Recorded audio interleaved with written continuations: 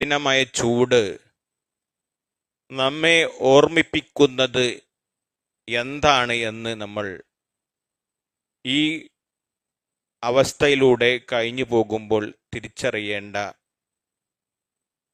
വലിയ വിഷയമാണ്. നമുക്കറിയാം, കാലം പ്രപഞ്ചത്തിലെ ഒരു സൃഷ്ടി പ്രതിഭാസമാണ്.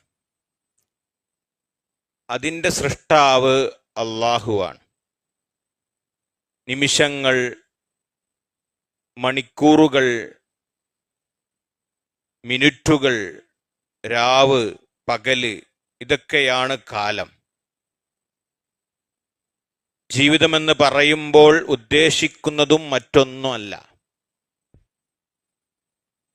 ജാഹിലി അറബികൾ അവരുടെ ജീവിതത്തിൽ വിപത്തുകൾ സംഭവിച്ചു കഴിഞ്ഞാൽ, അവർ ഉദ്ദേശിക്കുന്നത് നടക്കാതിരുന്നാൽ അവർ പറയാറുള്ള വാക്ക് ഇപ്രകാരമാണ്: നമ്മെ വഴിതെറ്റിച്ച സമയത്തെ ദൈവം ശപിക്കട്ടെ എന്ന്. അതിന് കവികൾ കവിതകൾ പോലും രചിക്കാറുണ്ട്. ഒരു കവി ഇപ്രകാരം പറയാറുണ്ട്, ജാഹിലി കവി: യാ ദഹ്റ വൈഹക് മാ അബ്ഖൈത ലി അഹദ വഅൻത വാലിദു സൂഇൻ തഅകുലുൽ വലദ. കാലമേ നിനക്കു നാശം, എനിക്കു വേണ്ടി നീ ഒന്നിനെയും നീ ബാക്കി വെച്ചിട്ടില്ല. നീയാകട്ടെ കുഞ്ഞിനെ തിന്നുന്ന മോശം പിതാവ്. ഇങ്ങനെ കാലത്തെ പഴിക്കുകയും അതുപോലെ തന്നെ ആക്ഷേപിക്കുകയും കുറ്റം പറയുകയും ചെയ്തിരുന്ന ഒരു സമൂഹം ജാഹിലി അറബികളിൽ ഉണ്ടായിരുന്നു എന്ന് ചരിത്രം വായിക്കുമ്പോഴും പഠിക്കുമ്പോഴും നമുക്ക് മനസ്സിലാക്കാൻ സാധിക്കും. സത്യവിശ്വാസികളായ നമ്മെ സംബന്ധിച്ചിടത്തോളം ഏത് കാലാവസ്ഥയാണെങ്കിലും അതിൻ്റെയൊക്കെ സൃഷ്ടാവ് അള്ളാഹുവാണ്. അള്ളാഹു പറയുന്നുണ്ട് സൂറത്തു നൂറിൽ: യുഖല്ലിബുല്ലാഹുൽ ലൈല വന്നഹാർ ഇന്ന ഫീ ദാലിക ലഇബ്റതൻ ലിഉലിൽ അബ്സാർ. അള്ളാഹുവാണ് രാവും പകലും മാറ്റിമറിക്കുന്നവൻ. ഇന്ന ഫീ ദാലിക ലഇബ്റതൻ ലിഉലിൽ അബ്സാർ. തീർച്ചയായും കണ്ണുള്ളവർക്ക്, ഉൾക്കാഴ്ച ഉള്ളവർക്ക് അതിൽ ഗുണപാഠം ഏറെ ഉണ്ടെന്ന് അല്ലാഹു സുബ്ഹാനഹു തആല വിശുദ്ധ ഖുർആനിലൂടെ നമ്മെ പഠിപ്പിക്കുന്നുണ്ട്. അതുകൊണ്ട് ഏത് കാലം നമ്മുടെ അടുത്തേക്ക് വന്നാലും, അത് എത്ര കഠിനമാണെങ്കിലും തീക്ഷണമാണെങ്കിലും, അത് വലിയ ശൈത്യമാണെങ്കിലും ബുദ്ധിമുട്ടാണെങ്കിലും, അതിനെ ചീത്ത പറയാനോ അവഹേളിക്കുവാനോ പഴിക്കുവാനോ ഒരു മുസ്ലിമിന് പാടില്ല എന്നാണ്. റസൂലുള്ളാഹി സ്വല്ലല്ലാഹു അലൈഹി വസല്ലം അത് ഗൗരവത്തോടു കൂടി നമ്മെ പഠിപ്പിച്ചിട്ടുണ്ട്. ഒരു ഖുദ്സിയ ഹദീസിൽ അള്ളാഹു തന്നെ പറഞ്ഞു എന്ന് പറയുന്ന ഹദീസുൽ ഖുദ്സിയിലൂടെ റസൂലുള്ളാഹി സ്വല്ലല്ലാഹു അലൈഹി വസല്ലം പറയുന്നുണ്ട്. അബൂ ഹുറൈറ റളിയല്ലാഹു അൻഹുവിൽ നിന്ന് നിവേദനം ചെയ്യുന്ന ഹദീസിൽ ഖാല റസൂലുള്ളാഹി സ്വല്ലല്ലാഹു അലൈഹി വസല്ലം ഖാല അല്ലാഹു തആല യുഅ്ദീനി ഇബ്നു ആദം യസുബ്ബുദ് ദഹ്റ ബിയദിൽ അംർ ഉഖല്ലിബുൽ ലൈല വന്നഹാർ. ഇമാം ബുഖാരി മുസ്ലിം റിപ്പോർട്ട് ചെയ്ത ഹദീസുൽ ഖുദ്സി അല്ലാഹ് തന്നെ പറഞ്ഞു എന്ന് പറഞ്ഞുകൊണ്ട് റസൂല് പറയാണ്: യുഅ്ദീനി ഇബ്നു ആദം, ആദമിന്റെ പുത്രൻ എന്നെ ദ്രോഹിച്ചുകൊണ്ടേയിരിക്കുന്നു. അല്ലാഹ് പറയാം, ആദമിന്റെ സന്തതി, ആദമിന്റെ മകൻ എന്നെ ദ്രോഹിച്ചുകൊണ്ടേ ഇരിക്കുന്നു, ഉപദ്രവിച്ചുകൊണ്ടേയിരിക്കുന്നു, ആക്ഷേപിച്ചുകൊണ്ടേയിരിക്കുന്നു. യസുബ്ബുദ്ദഹ്റ, അവൻ കാലത്തെ ചീത്ത പറയുന്നു. കാരണം അല്ലാഹുവാണ് അദ്ദഹ്ർ, കാലം. ബിയദിൽ അംർ, അവന്റെ കയ്യിലാണ് കാലങ്ങളുടെ മാറ്റങ്ങൾ, നിയന്ത്രണമുള്ളത്.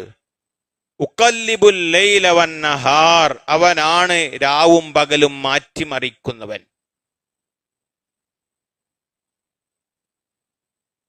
അപ്പൊ ഇവിടെ ഫഇന്ന ദഹ്ർ, തീർച്ചയായും അള്ളാഹുവാണ് കാലം എന്ന് പറയുമ്പോൾ അള്ളാഹുവിന്റെ നാമങ്ങളിൽപ്പെട്ട ഒരു നാമം ആണ് അദ്ദഹർ എന്ന് നമ്മൾ വിശ്വസിക്കാൻ പാടില്ല. അള്ളാഹ്ക്ക് ദഹിർ, കാലം എന്നുള്ളൊരു നാമമുണ്ട് എന്ന് ഇതിൽ നിന്ന് നമ്മൾ മനസ്സിലാക്കാൻ പാടില്ല. മറിച്ച് ഉടനെ അള്ളാഹ് പറഞ്ഞു, ഉഖല്ലിബുൽ ലൈല വന്നഹാർ, രാവിനെയും പകലിനെയും മാറ്റിമറിക്കുന്നവൻ ഞാനാണ്. അപ്പോ രാവും പകലുമായി മറിയുന്ന ആ കാലം അത് അവന്റെ സൃഷ്ടിയാണ് എന്നാണ് ഇതിൽ നിന്ന് മനസ്സിലാക്കുക. മറിച്ച് അള്ളാഹുവിന്റെ ഒരു പേരാണ് ദഹിർ, കാലമെന്ന് ഇതിൽ നിന്ന് നമ്മൾ തെറ്റിദ്ധരിച്ച് മനസ്സിലാക്കാനും പാടില്ല എന്ന് പ്രത്യേകം ഇതിനെ വിശദീകരിച്ച പണ്ഡിതന്മാർ നമ്മെ പഠിപ്പിക്കുന്നുണ്ട്. അതുകൊണ്ട് കാലത്തെ ചീത്ത പറയാൻ പാടില്ല. കാലം, ചൂടുകാലവും തണുപ്പ് കാലവും എല്ലാം തരുന്നത് അള്ളാഹുവാണ്. അതിന്റെ നിയന്ത്രണവും അതിന്റെ മാറ്റവും ഗതിവിധികളെല്ലാം നടക്കുന്നത് അള്ളാഹുവിന്റെ കരങ്ങളിലൂടെയാണ്. ബിയദിൽ അംർ എന്ന് ഹദീസിലൂടെ റസൂലുള്ളാഹി സ്വല്ലല്ലാഹു അലൈഹി വസല്ലം നമ്മെ പഠിപ്പിക്കുകയാണ്. ഇനി ദുഷിച്ച കാലം, കഷ്ടകാലം എന്നൊക്കെ നമ്മൾ ചില കാലങ്ങൾ വരുമ്പോൾ പറയാറുണ്ട്. അങ്ങനെയും പറയരുത്. നാശം പിടിച്ച കാലം, റസൂലുള്ളാഹി സ്വല്ലല്ലാഹു അലൈഹി വസല്ലം പറഞ്ഞു, ഫലാ യഖൂലന്ന അഹദുക്കും യാ ഖൈബത്തദ് ദഹർ, ഓ നാശം പിടിച്ച കാലമേ എന്ന് നിങ്ങൾ പറയാൻ പാടില്ല. ഫഇന്നി അനദ്ദഹർ, തീർച്ചയായും, കാരണം ഞാനാണ് കാലം. ഉഖല്ലിബുൽ ലൈലഹു വനഹാറഹു, അതിന്റെ രാവും പകലുമെല്ലാം മാറ്റിമറിക്കുന്നവൻ ഞാനാണ്. അതുകൊണ്ട് നാശം പിടിച്ച കാലമേ, ഓ കഷ്ടകാലമേ എന്ന് നിങ്ങൾ ഒരിക്കലും പറയാൻ പാടില്ല എന്ന് റസൂലുള്ളാഹി സ്വല്ലല്ലാഹു അലൈഹി വസല്ലം നമ്മെ പഠിപ്പിക്കുന്നുണ്ട്.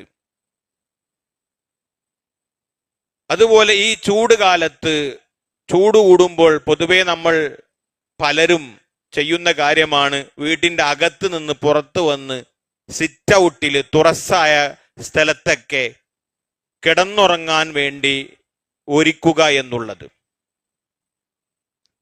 റസൂലുള്ളാഹി സ്വല്ലല്ലാഹു അലൈഹി വസല്ലമ ഇസ്ലാമും തന്നെ ഒരു മനുഷ്യന്റെ ആത്മീയവുമായ ശാരീരികവുമായ എല്ലാവിധ സംരക്ഷണത്തിന് പ്രത്യേകമായ ഊന്നൽ കൊടുത്തൊരു മതമാണ്. പ്രകൃതിയുടെ മതമായതുകൊണ്ട് ആ പ്രകൃതിയിൽ ജീവിക്കുന്ന മനുഷ്യന് നാശങ്ങളും കേടുപാടുകളും പരിക്കുകളും പറ്റാതിരിക്കാൻ വേണ്ടിയുള്ള സംരക്ഷണ കവചവും ഇസ്ലാം നമ്മെ പഠിപ്പിക്കുന്നുണ്ട്. അതുകൊണ്ട് ചൂടുള്ള സമയത്ത് പലരും വീട്ടിന്റെ അകത്ത് നിന്ന് മാറി പുറത്തു വരികയും തുറന്ന സ്ഥലത്തും സിറ്റ് ഔട്ടിലുമെല്ലാം അവർ തണുപ്പ് കിട്ടാൻ വേണ്ടി, ഒരു സുഖം കിട്ടാൻ വേണ്ടി മാറിക്കിടക്കാറുണ്ട്. റസൂലുള്ളാഹി സ്വല്ലല്ലാഹു അലൈഹി വസല്ലം പ്രത്യേകം അത് വിരോധിച്ചിട്ടുണ്ട്.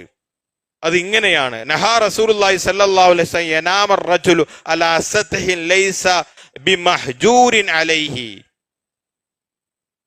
റസൂലുള്ളാഹി സ്വല്ലല്ലാഹു അലൈഹി വസല്ലം വിരോധിച്ചിരിക്കുന്ന യനാമ റജുലു, ഒരാൾ ഉറങ്ങുക എന്നുള്ള, അലാ സത്ഹിൻ, ഒരു തുറസ്സായ, ഒരു തുറന്ന സ്ഥലത്ത്, ലൈസ ബിമഹ്ജൂരിൻ അലൈഹി, യാതൊരു വിധത്തിലുള്ള ഒരു ചുമർ സംവിധാനമില്ലാത്ത, അതുപോലെ തണലില്ലാത്ത ഒരു തുറന്ന സ്ഥലത്ത് ഒരാള് ഉറങ്ങുക എന്നത് റസൂലുള്ളാഹി സ്വല്ലല്ലാഹു അലൈഹി വസല്ലം വിരോധിച്ചിട്ടുണ്ട് എന്ന്. അപ്പൊ ഈ ചൂട് കാലത്ത് നമ്മൾ പ്രത്യേകം ശ്രദ്ധിക്കേണ്ട കാര്യമാണ്. കാരണം പുറത്ത് കിടക്കുമ്പോൾ ചിലപ്പോൾ ഇഴജന്തുക്കളും അതുപോലെ നായ പോലെയുള്ള ഈ മൃഗം അങ്ങനെയൊക്കെ കടിച്ചു കീറാൻ സാധ്യതയുണ്ട്. അങ്ങനെ പരിക്കുകൾ പറ്റാൻ സാധ്യതയുണ്ട്. അതുകൊണ്ട് അത്തരത്തിലുള്ള തുറന്ന സ്ഥലത്തും അതുപോലെ ഈ ചുറ്റും മതിലില്ലാത്ത, ചുമരില്ലാത്ത സ്ഥലത്തൊന്നും കിടന്നുറങ്ങരുത് എന്ന് റസൂലുള്ളാഹി സ്വല്ലല്ലാഹു അലൈഹി വസല്ലം പ്രത്യേകം നമ്മെ വിലക്കിയിട്ടുണ്ട്. മറ്റൊരു ഹദീസിൽ കാണാൻ സാധിക്കും, മൻ ബാത്ത അലാ ലഹരി ബൈത്തിൻ, ഇനി ഒരാൾ ടെറസിന്റെ മുകളിൽ, വീട്ടിന്റെ മുകളിൽ ഒരു തുറന്ന സ്ഥലത്ത് ആര് കിടന്നുറങ്ങി, രാത്രി കിടന്ന്, ലൈസ അലൈഹി ഹിജാബുൻ, അതിന് ചുറ്റും മറയില്ല, അടച്ചിട്ടില്ല, അങ്ങനെയുള്ള സ്ഥലമാണെങ്കിൽ ഫഖദ് ബരിഅത്ത് മിൻഹു സിമ്മത്തു എന്നാണ്, അവന്റെ സംരക്ഷണം അല്ലാഹു തആല ഏറ്റെടുത്തിട്ടില്ല എന്നാണ്. അള്ളാഹുവിന്റെ സംരക്ഷണത്തിൽ നിന്ന് അവൻ ഒഴിവാണ് എന്നാണ്. നമ്മളൊക്കെ പ്രത്യേകം ശ്രദ്ധിക്കണം. ചിലപ്പോൾ വീടിന്റെ മുകളിൽ തുറന്നു കിടക്കുന്ന ടെറസായ സ്ഥലത്ത് നമ്മൾ രാത്രിയൊക്കെ ചൂട് കൂടിക്കഴിഞ്ഞാൽ കിടന്നുറങ്ങാൻ പോകും. പ്രത്യേകം മേൽക്കുരയോ രക്ഷാകവചങ്ങളോ ചുറ്റും മതിലോ ഒന്നും ഇല്ലാത്തതാണെങ്കിൽ അവൻ മറിഞ്ഞു വീഴാൻ സാധ്യത. ഹദീസിൽ റിപ്പോർട്ട് ചെയ്ത ഇതിനെ വിശദീകരിച്ച ആളുകൾ പറയാണ്, ചിലപ്പോൾ അവനക്ക് ഉറക്കത്തിനിടയിൽ അങ്ങോട്ടും ഇങ്ങോട്ടും ചെരിഞ്ഞു കിടക്കുമ്പോൾ അവൻ താഴേക്ക് വീഴാൻ സാധ്യതയുണ്ട്, അപകടം പറ്റാൻ സാധ്യതയുണ്ട്. അതുകൊണ്ട് രാത്രി അത്തരത്തിലുള്ള സ്ഥലങ്ങളിൽ പോയൊന്നും കിടന്നുറങ്ങാൻ പാടില്ല എന്ന് റസൂലുള്ളാഹി സ്വല്ലല്ലാഹു അലൈഹി വസല്ലം പ്രത്യേകം വിലക്കിയിട്ടുണ്ട്. അത് നമ്മൾ പ്രത്യേകം ശ്രദ്ധിക്കണം. അവന്റെ സംരക്ഷണം അള്ളാഹു ഏറ്റെടുത്തിട്ടില്ല എന്നാണ്. ഇനി ചൂട് കൂടുന്ന സമയത്ത്, നോവേറ്റുന്ന ചൂട് അനുഭവിക്കുന്ന കഠിനമായ ചൂടുണ്ടാകുന്ന സമയത്ത് വിശ്വാസികളായ നമ്മുടെ അടുത്തേക്ക് നമ്മൾ കൊണ്ടുവരേണ്ട ഒരു ഓർമ്മയാണ്, അത് നരകത്തിൽ നിന്നുള്ളൊരു ചൂടിന്റെ അനുഭവമാണ്. ശക്തമായ ചൂട് ഈ ലോകത്ത് നമ്മൾ അനുഭവിക്കുന്ന ചൂട് എന്നുള്ളത് നമ്മൾ തിരിച്ചറിയണം. റസൂലുള്ളാഹി സ്വല്ലല്ലാഹു അലൈഹി വസല്ലം പറഞ്ഞു, ഇസ്തഖത്തിൻ നാറു ഇലാ റബ്ബിഹാ ഫഖാല റബ്ബി അകല ബഅലി ബഅല. നരകം അള്ളാഹുവിനോട് ആവലാതിപ്പെട്ടു. എന്താണ് ആവലാതിപ്പെട്ടത്? റബ്ബി അകല ബഅലി ബഅല, എന്റെ റബ്ബെ, എന്റെ ചില ഭാഗങ്ങൾ അതിശക്തമായി ചൂടുകൊണ്ടും തണുപ്പ് കൊണ്ടും ഒരു ഭാഗം മറ്റൊരു ഭാഗത്തെ തിന്നുകൊണ്ടിരിക്കുന്നു എന്ന് ആവലാതിയുമായി വേവലാതിയുമായി നരകം അള്ളാഹുവിനോട് അപേക്ഷിച്ചപ്പോൾ അള്ളാഹു ആ നരകത്തിന് 2 തവണ ശ്വാസം വലിച്ച് ശ്വാസം പുറത്തുവിടാനുള്ള അനുമതി കൊടുത്തു എന്നാണ്. വർഷത്തിൽ 2 തവണ ശ്വാസം വലിച്ച് ശ്വാസം പുറത്തേക്ക് പോകാനുള്ള അനുമതി കൊടുത്തു, നിശ്വസിക്കാനുള്ള അനുമതി കൊടുത്തു. എന്നിട്ട് പറഞ്ഞു റസൂലുള്ളാഹി സ്വല്ലല്ലാഹു അലൈഹി വസല്ലം, നഫസിൻ ഫിശ്ശത്താ, അതാണ് അതികഠിനമായ തണുപ്പ് നിങ്ങൾക്ക് ഈ ദുനിയാവിൽ അനുഭവിക്കുന്നുണ്ടെങ്കിൽ അത് നരകം പുറത്തുവിടുന്ന ശ്വാസമാണ് എന്ന് പറഞ്ഞു.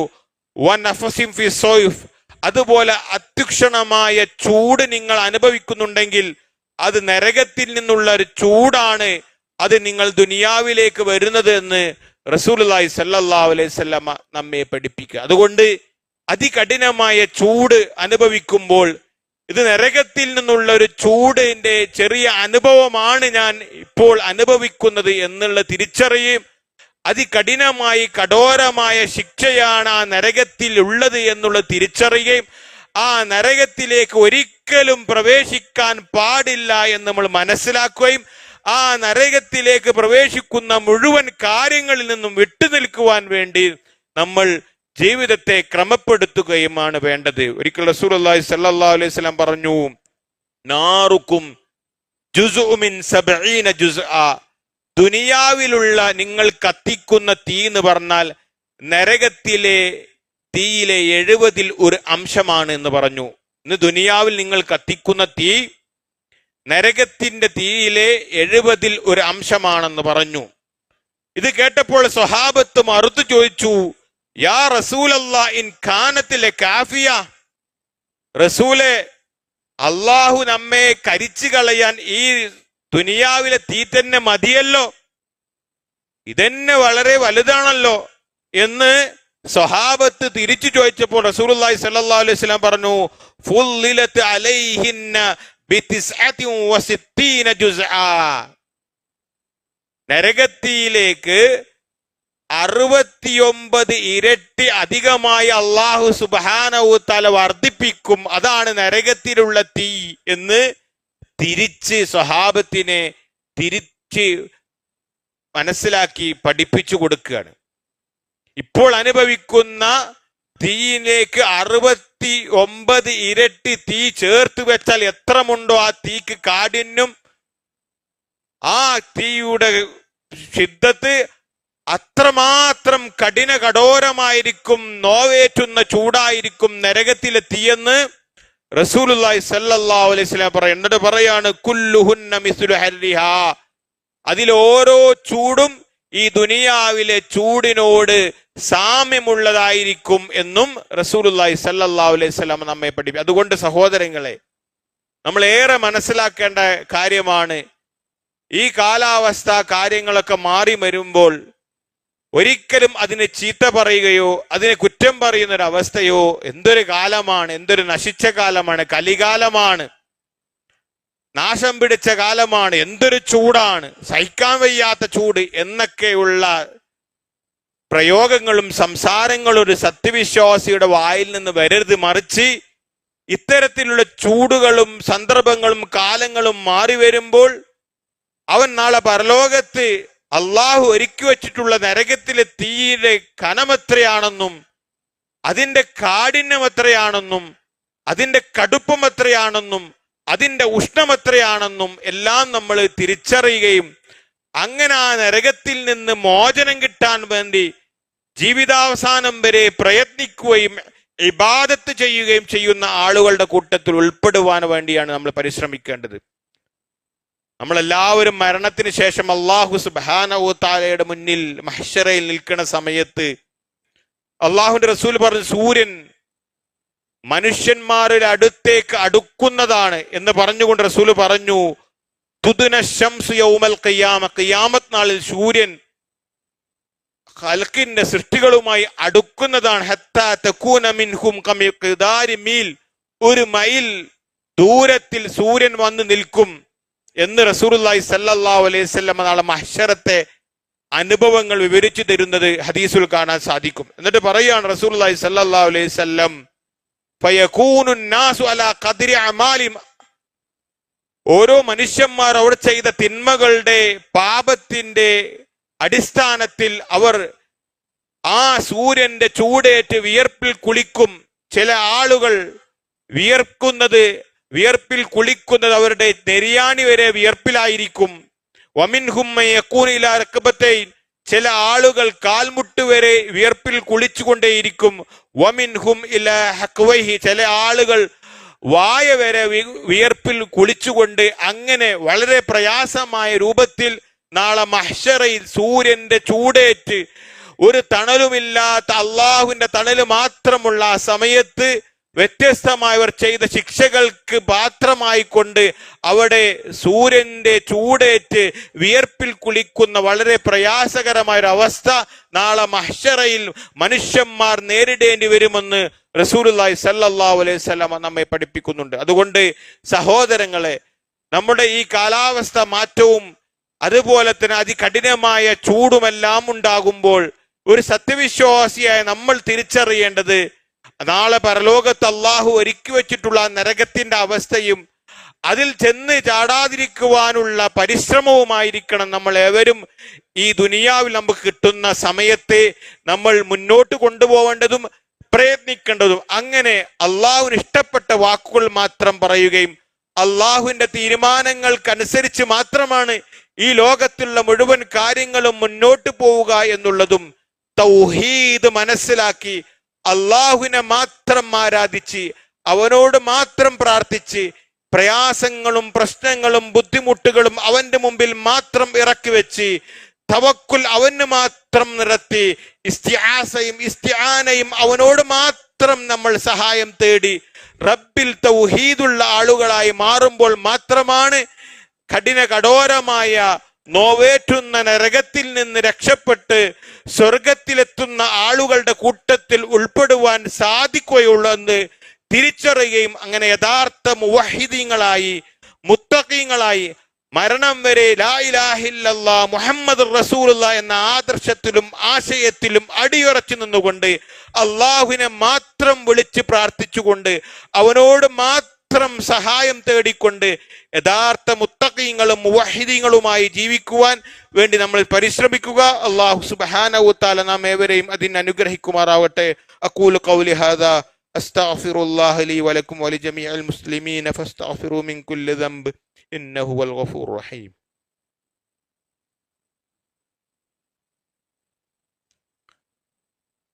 അൽഹംദുലില്ലാഹ് അൽഹംദുലില്ലാഹി വഹ്ദ വസ്സലാത്തു വസ്സലാമു അലാ മൻ ലാ നബിയ്യ ബഅദ.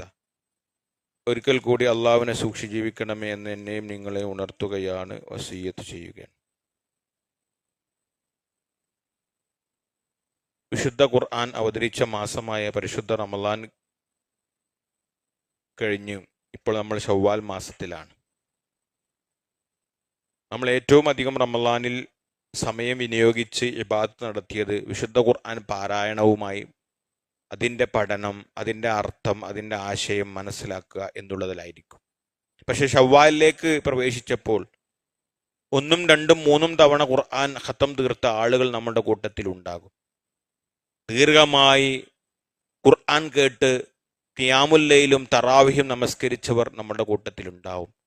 പക്ഷെ അത് റമളാനിൽ മാത്രം ഒതുങ്ങേണ്ട ഇബാദത്തുകളല്ല.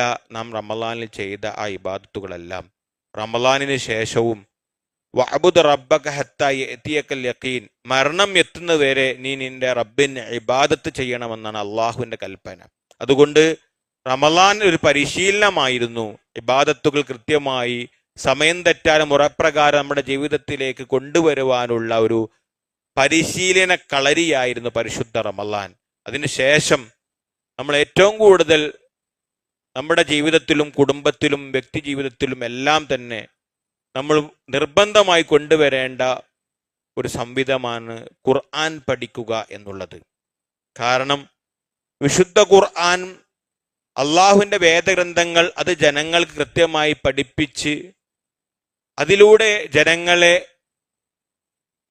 ഉത്ബുദ്ധരാക്കുകയും നന്നാക്കുകയുമാണ് അള്ളാഹു സുബ്ഹാനഹു വ തആല അവൻ അയച്ച ഓരോ പ്രവാചകന്മാരെ ഈ ലോകത്തേക്ക് നിയോഗിച്ചതിൻ്റെ മുഖ്യമായ ദൗത്യമെന്ന് വിശുദ്ധ ഖുർആനിലൂടെ അള്ളാഹു സുബ്ഹാനഹു വ തആല പറയുന്നുണ്ട്. ഏതൊരു പ്രവാചകനും ഈ അള്ളാഹു സുബ്ഹാനഹു വ തആല അയക്കുന്നത് അവന്റെ വേദഗ്രന്ഥമായ വിശുദ്ധ ഖുർആൻ അത് ജനങ്ങൾക്ക് ഓതിക്കൊടുത്ത് അവരെ സംസ്കാര സമ്പന്നരാക്കാൻ വേണ്ടിയാണെന്ന് വിശുദ്ധ ഖുർആനിൽ വിവിധങ്ങളായ സൂറത്തിൽ അള്ളാഹു സുബ്ഹാനഹു വ തആല അത് പറയുന്നുണ്ട്. സൂറത്തുൽ ബഖറയിലെ 151 ആയത്തിലും, സൂറത്തു ആൽ ഇംറാനിൽ 164 ആയത്തിലും, സൂറത്തു അൽ ജുമഅയിലെ 2 ആയത്തിലൊക്കെ അല്ലാഹ് പറയുന്നുണ്ട്, ഹുവല്ലദീ ബഅസ ഫിൽ ഉമ്മീന റസൂലൻ മിൻഹും യത്ലു അലൈഹിം ആയാതിഹി വയുസക്കീഹിം വയുഅല്ലിമുഹുൽ കിതാബ വൽ ഹിക്മ. അള്ളാഹു സുബ്ഹാനഹു വ തആല അവന്റെ പ്രവാചകന്മാരെ ഓരോ സമൂഹത്തിലേക്ക് അയക്കുകയും വിശുദ്ധ ഖുർആനും തിരുസുന്നത്തും അവർക്ക് പഠിപ്പിച്ചവരെ സംസ്കാര സമ്പന്നരാക്കാൻ വേണ്ടിയാണ് പ്രവാചകന്മാരെയും അവരിലേക്ക് ദൈവികമായ ഗ്രന്ഥങ്ങളെയും അയക്കുന്നത് എന്ന് അള്ളാഹു സുബ്ഹാനഹു വ തആല വിശുദ്ധ ഖുർആനിൽ നമ്മെ പഠിപ്പിക്കും. അതുകൊണ്ട് ഒരു സമൂഹത്തും അതിൻ്റെ ജീവിതത്തിൻ്റെ സംസ്കരണം വേണമെങ്കിൽ വിശുദ്ധ ഖുർആൻ പഠനം അത് നടക്കണം. വിശുദ്ധ ഖുർആൻ പഠിപ്പിക്കുന്ന കേന്ദ്രങ്ങളിൽ പോയി നമ്മൾ വിദ്യാർത്ഥികളും പഠിതാക്കളുമാകണം. ആ വിശുദ്ധ ഖുർആന്റെ വ്യാഖ്യാനങ്ങൾ ഉള്ള ഗ്രന്ഥങ്ങൾ നമ്മൾ വായിക്കണം. അറബി ഭാഷയിലും ഇസ്ലാമിക വിഷയങ്ങളിലും അതുപോലെ തന്നെ ഇസ്ലാമിക സാഹിത്യ വിഷയങ്ങളിലും എല്ലാം തന്നെ അഗാധജ്ഞാനമുള്ള അറിവുള്ള പണ്ഡിതന്മാരാണ് വിശുദ്ധ ഖുർആനിന്റെ തഫ്സീറുകൾ എഴുതിയിട്ടുള്ളത്. ആ തഫ്സീറുകൾ ഇന്ന് നമ്മുടെ മലയാളത്തിൽ പോലും ഉണ്ട്.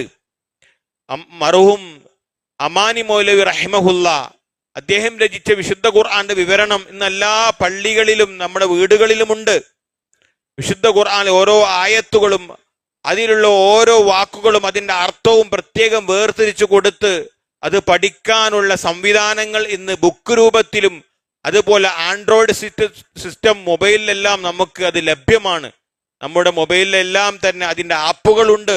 വിശുദ്ധ ഖുർആന്റെ തഫ്സീർ, അമാനുമലി ഈ തഫ്സീർ തന്നെ അതിൻ്റെ ആപ്പുകൾ പ്രത്യേകിച്ച് മലയാളത്തിൽ നമുക്ക് ഡൗൺലോഡ് ചെയ്ത് അത് നമുക്ക് പഠിക്കാനും എല്ലാം സാധിക്കും. അതുകൊണ്ട് സഹോദരങ്ങളെ, ഇന്ന് നമ്മുടെ മുസ്ലിം സമൂഹം നേരിടുന്ന മുഖ്യ പ്രശ്നങ്ങളിലും അതിലെ പ്രധാനപ്പെട്ട കാരണം വിശുദ്ധ ഖുർആൻ പഠിക്കുകയും അത് പ്രചരിപ്പിക്കുന്ന മാർഗങ്ങളിൽ നിന്ന് പിന്മാറിയത് കൊണ്ടാണ് ഇന്ന് മുസ്ലിം സമൂഹം നേരിടുന്ന കാലികമായ എല്ലാ പ്രശ്നങ്ങൾക്കുമുള്ള മൂലമായ കാരണമെന്ന് നമ്മൾ തിരിച്ചറിയണം. അതുകൊണ്ട് വിശുദ്ധ ഖുർആൻ പഠനത്തിലേക്ക് നമ്മൾ കയറി വരണം. പ്രത്യേകിച്ച് നമ്മുടെ ഈ മസ്ജിദിലെല്ലാം എല്ലാ ചൊവ്വാഴ്ചകളിലും മഗ്‌രിബിന് ശേഷം പ്രത്യേകമായ ഖുർആൻ ഹദീസ് ക്ലാസുകൾ നടക്കുന്നുണ്ട്.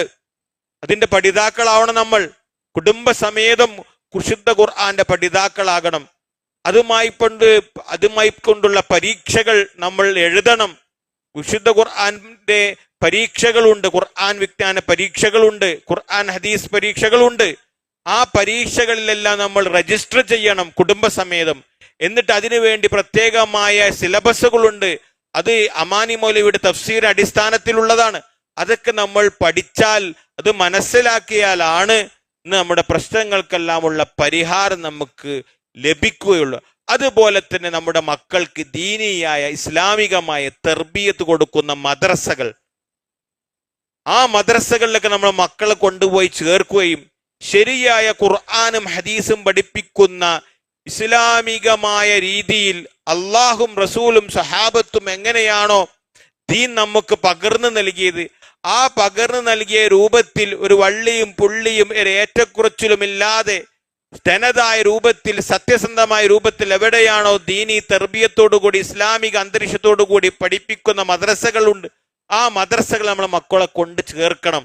ഇന്നിന്റെ കാലത്ത് മക്കൾ വഴിവിട്ടമായ രൂപത്തിലേക്ക് പോകുന്നതെല്ലാം നമ്മൾ മനസ്സിലാക്കിയ ആളുകളാണ്. സോഷ്യൽ മീഡിയയിൽ ഇന്നലെയും ഇന്നൊക്കെ വാർത്തകൾ കണ്ടില്ലേ, ഒരു കുടുംബത്തിൽ കൊലകൾ നടക്കുന്നു, അങ്ങനെയുള്ള അനാശാസ പ്രവർത്തനങ്ങൾ നടക്കുന്നു, അങ്ങനെ ലഹരികൾക്കും മറ്റും അടിമപ്പെട്ട് കുട്ടികൾ മൂലച്യുതികളിലൂടെ അധാർമികമായ വഴികൾ തേടിപ്പോകുന്നു.